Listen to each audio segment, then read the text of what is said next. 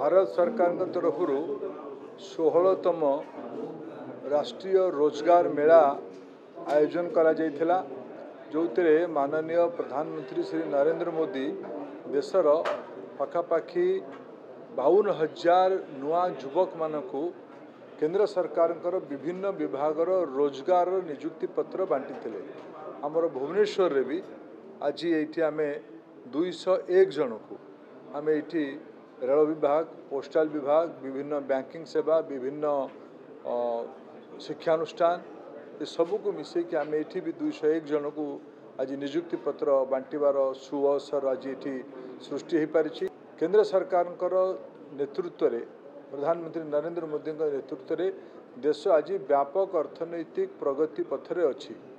देश आज दुनियार चतुर्थ बृहत्तम अर्थनीति हो सारी खूब कम समय भितर ये तृतीय बृहत्तम अर्थनीति आड़ को जीव जिते देश में निवेश बढ़ुची देश में जिते अर्थनैतिक कारोबार बढ़ुची से रोजगार बढ़िबा स्वाभाविक विशेष करके सरकारी रोजगार बढ़िबा स्वाभाविक।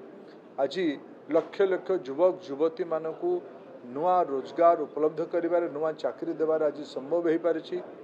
दारिद्र्यता सीमारेखा भितर लोक मानकु बाहर को आनिकी संपन्नता को नेबार व्यवस्था करा जायछि। देश में कैपिटल इन्वेस्टमेंट भी बढ़ी 3 लाख टंका कैपिटल इन्वेस्टमेंट होता स्थल 2014 आज से 2024-25 सुधा 12-13 लाख टंकार कोटी टंकार कैपिटल इन्वेस्टमेंट स्थिति पहुँची। ये सबू देशर सुव्यवस्थित अर्थनीतिर परिचायक।